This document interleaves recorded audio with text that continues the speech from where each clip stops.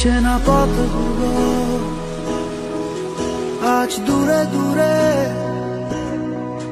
ধুলো ধুলো হয়ে তোমাকে ঘিরে হয়। সেই পুরনো ঘর, পুরনো চাদর